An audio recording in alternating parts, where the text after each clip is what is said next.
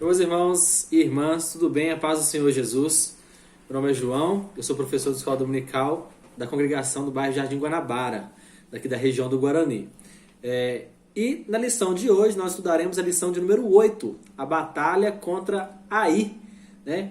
A gente tem aqui, até eu vi um comentarista aqui da minha Bíblia dizendo que Ai era a única cidade onde se precisava soletrar para identificar qual lugar que era. A gente viu também na última aula o nosso professor Anderson falando sobre a primeira grande vitória ali de Josué na terra de Jericó. E falando em Josué na terra de Jericó, a gente pegou aqui, eu e a minha esposa, a Lohane, uma música muito conhecida, e a gente adaptou para contar aqui um pouquinho, introduzir na verdade a nossa lição, que é a batalha contra Ai. Vou chamar aqui a Lohane, pode vir a Lohane. Oi pessoal, paz do Senhor, graça e paz. Vamos lá? Bora! Vem com Josué lutar, vem aí, vem aí, vem aí. Vem com Josué lutar, vem aí, e nós chegamos ao fim. Isso aí, galera. Tchau, tchau. Oi. O pessoal aqui do Guanabara está acostumado com a gente fazendo essas participações malucas. Vocês me desculpem que a mesa tremeu um pouquinho, mas é isso aí. Mas então, quem era Acã? Que batalha foi essa? Que cidade que é essa? Aí, o que aconteceu? A gente vai ver hoje então, nessa lição. O texto do dia está falando assim. Está em 2 Crônicas, no capítulo 7, no versículo 14. Versículo muito conhecido entre nós também, cristãos. Se o meu povo, que se chama pelo meu nome, se humilhar e orar, e buscar a minha face, e converter os seus maus caminhos, então eu ouvirei dos céus. Perdoarei os seus pecados, sararei a sua terra, é o que diz o final do versículo. A síntese, o autor colocou: o pecado de um único homem fez com que os hebreus experimentassem a derrota em Ai. Gente, o nosso texto bíblico, na verdade, vai se passar no capítulo 7, tá? Do livro de Josué. Eu não vou seguir fielmente, sim, detalhadamente, o comentarista, como ele fez aqui na lição, mas eu vou falar para vocês toda a história e como aconteceu. A primeira coisa que me chamou a atenção é que a gente teve um grande milagre, que foi Josué, né, vencer e as muralhas de Jericó caírem, né?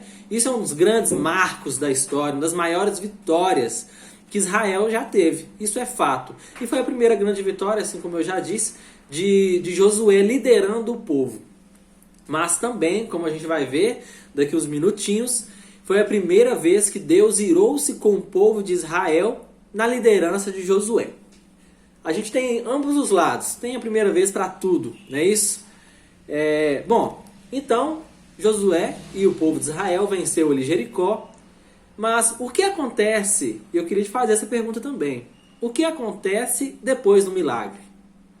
O que acontece depois que Lázaro saiu ali do túmulo, né, da cova, que a pedra rolou, né, que tiraram ele amarrado como uma múmia, como muitos dizem? O que acontece nos dias depois da promessa? Sabe o que acontece? Não acontece nada. A gente tem que continuar vivendo. As batalhas continuam. Josué e o povo tinham vencido, mas venceu a batalha. Enquanto nós estivermos aqui, a guerra ainda está acontecendo. Tá? Nós vencemos uma batalha, Jericó caiu, mas as coisas têm que continuar, as coisas têm que continuar andando. Temos que continuar fiéis. Não foi porque Josué venceu, que o povo de Israel venceu, que eles deveriam ter parado de vigiar, né? Que o povo deveria ter parado de orar. Não foi. A promessa aconteceu, os milagres aconteceram, Josué e o povo passou ali o Jordão, foram para Jericó, venceram. Mas as coisas não param, os desafios não param. Amanhã já de novo é segunda-feira e vamos para a luta de novo, vamos vencer, vamos batalhar. O final de semana foi ótimo, Deus falou conosco, mas amanhã o sol vai brilhar novamente e a gente tem que ir para a luta, tá? Nós não devemos parar não. A gente gosta muito de falar de milagres quando a gente pega o livro de Atos dos Apóstolos, que é um milagre atrás do outro, e vem língua de fogo, e vem milagre de cá, milagre de lá. Mas a gente se esquece que tudo isso que se passou ali no livro de Atos demorou-se 20 e tantos anos, alguns historiadores dizem até 30 anos. Só que Lucas, o escritor de Atos, pegou todos aqueles milagres, resumiram e ficou assim um milagre atrás do outro. Mas nem só de milagres sim a gente vive, tem dia que os desafios são naturais, inclusive o desafio do Jordão, como eu até tinha dito em outra aula, passar o Jordão era um desafio natural, né? Não era o inimigo te colocado o Rio Jordão ali, era um desafio natural. E tem dias que é assim também. E Josué, quando está ali em Jericó, ele vê ali a necessidade de invadir a cidade de Ai, de conquistar, era costume daquela época, né? Nos anos antigos. E ele fez o de sempre, mandou espias para espiarem a terra. A gente vai ver bem no comecinho do capítulo 7, ele enviando espias. E esses espias trouxeram as informações que Josué gostaria de ouvir. Falou assim, olha, beleza, tá fácil, nem precisa enviar o exército inteiro não. Pode enviar apenas uns 2 a 3 mil, que ó, mamão com açúcar. Mas não foi isso que aconteceu. Ou melhor, Josué tomou a primeira decisão errada. Qual foi? Foi a de enviar 2 a 3 mil homens? Talvez não. Mas a primeira decisão que ele tomou errada foi de enviar aqueles homens sem antes consultar a Deus para verificar se isso deveria ter sido a coisa certa a se fazer. Tá? Então Josué ouve aqueles espias, envia 2 a 3 mil homens para invadir Ai. E quando eles voltam, eles saem de lá fugidos, tá? Eles perderam ali a batalha, o início da batalha, e perderam 36 homens.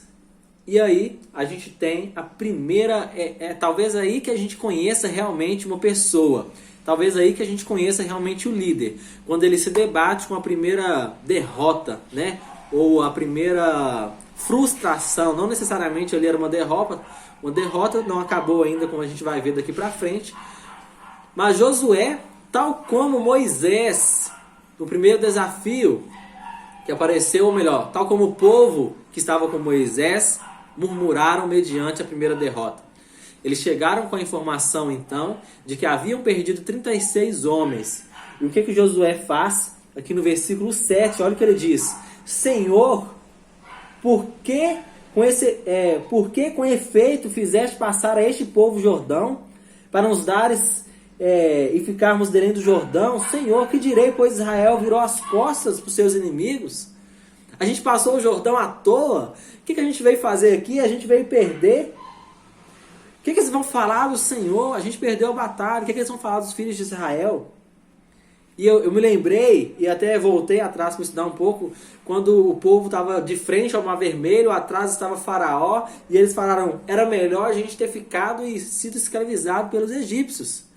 Melhor ser escravizado e ficar vivo do que morrer no deserto.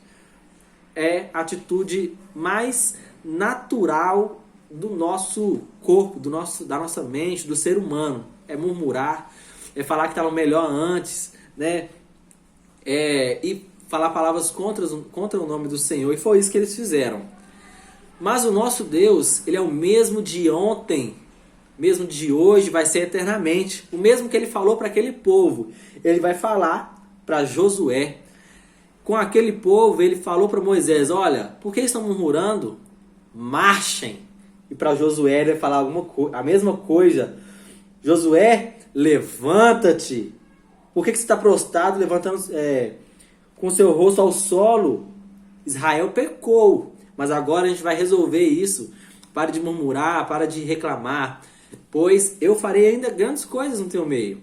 A gente precisa agora achar, então, Deus falando com Josué, a gente precisa achar o que está acontecendo. E então Deus revelou a Josué, tem um pecado no meio do povo, tá? E olha o que diz o versículo 12, no capítulo 7.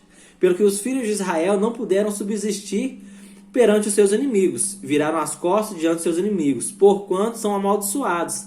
Não serei mais convosco, se não desraigastes o anátema, o amaldiçoado, aquela coisa amaldiçoada do meio de vós.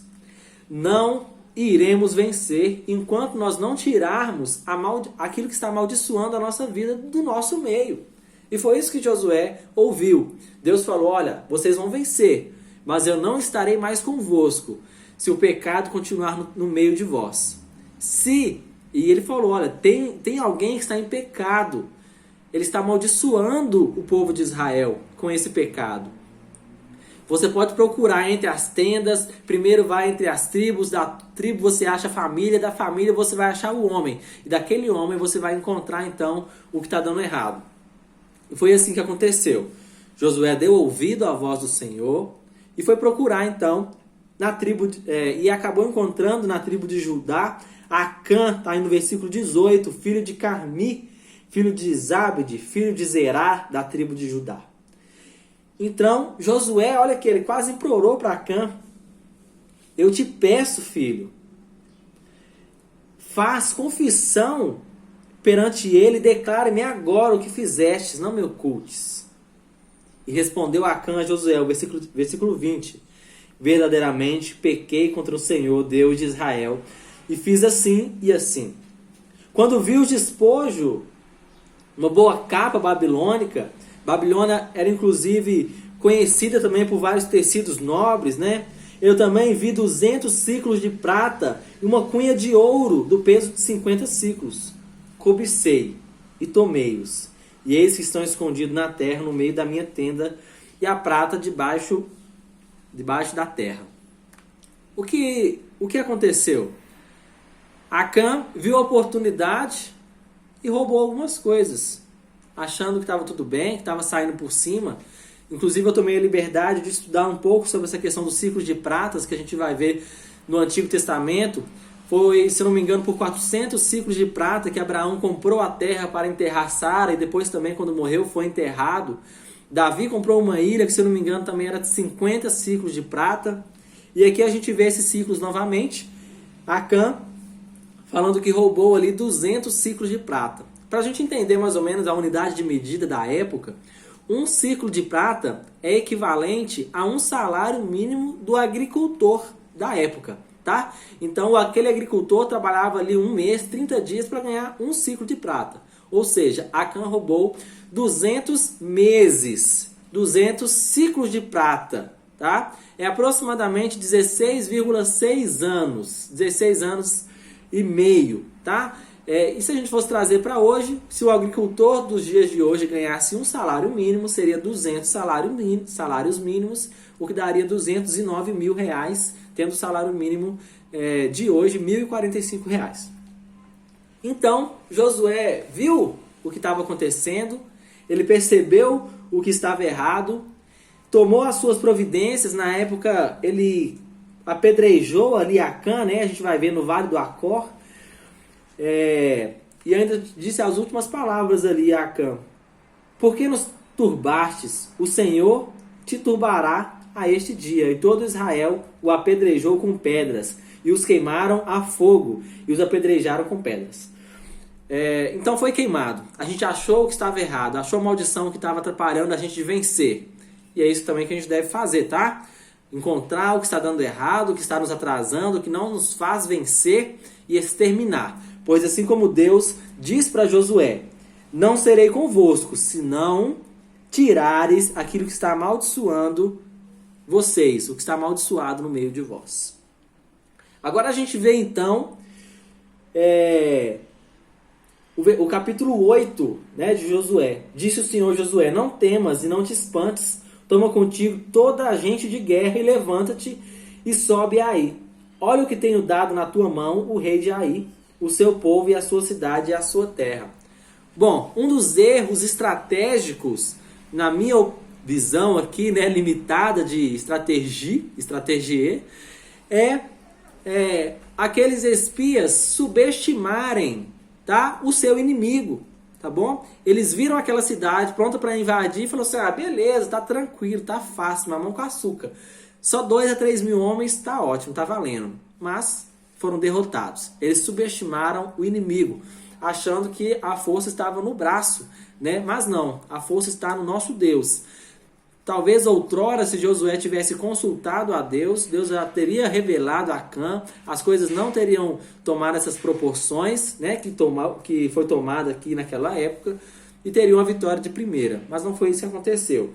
Mas Deus disse, tudo bem, vou te dar a receita agora de como deve ser, e você vai fazer. Deus deu então a Josué uma nova estratégia. Eu vi a aula do meu amigo Jaime Totti há alguns dias, ele falando que, se eu não me engano, foi assim que ele utilizou a expressão, a vitória já é nossa, mas não por isso devemos deixar de nos preparar para a guerra, tá? A vitória Deus já tinha dado. Ele disse, olha, serei convosco se você tirar o que está amaldiçoando.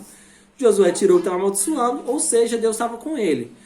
Mas Josué se preparou da mesma forma. Josué então montou uma estratégia de guerra, tá, para vencer. Ele falou com os seus soldados, olha, eu estou indo de frente para a cidade, estou indo direto para lá, se eu não me engano com 5.000 homens. Quando eu me aproximar, eu tenho certeza que aqueles soldados da cidade vão vir até mim, vão vir até mim. Quando eles estiverem vindo até mim, quem estiver no flanco, quem estiver, se eu não me engano, ao norte da cidade, vai invadir a cidade, colocar fogo. E quando eu ver aquela fumaça, eu vou voltar. E aí, por quê? Quando Josué falou que estava indo de frente, e aquele povo, os soldados inimigos apareceram, Josué blefou, fingiu que estava voltando, voltou correndo, como se ele estivesse desistindo da batalha ao ver os soldados. Quando então os soldados viram que Josué estava correndo, continuou correndo atrás deles. Naquele momento então, o pessoal invadiu a cidade, os soldados da cidade de Ai olharam para trás, viram a fumaça e ficaram desesperados. E aquela fumaça foi o sinal para Josué retornar, sabendo que os seus outros soldados já tinham invadido a cidade. Essa foi a estratégia. Josué então venceu a batalha, exterminou com a cidade, tinha sobrado na verdade apenas o rei, né? Eles haviam poupado apenas o rei e levou o mesmo até Josué. Se eu não me engano, o mesmo foi enforcado em uma árvore posteriormente. E então Josué teve a sua vitória. Gente, a aula de hoje foi sobre essa história. Eu tentei ser o mais breve possível, contando toda a história. Eu espero que Deus tenha falado com vocês. E eu gostaria de destacar aqui o que Josué fez para vencer a batalha. Montou uma estratégia. Ele tinha um objetivo, ele estava determinado a vencer e ele se preparou para isso. Qual é o seu objetivo? Onde você quer chegar? Qual a vitória que você quer obter? Para isso, você precisa se planejar. Para isso, você precisa se planejar. Para isso, você precisa limpar a sua casa, ver se dentro de você existe algo que está te atrapalhando. Quando você se tiver algo, na verdade, elimine da sua vida. Depois disso, siga em frente, preparado.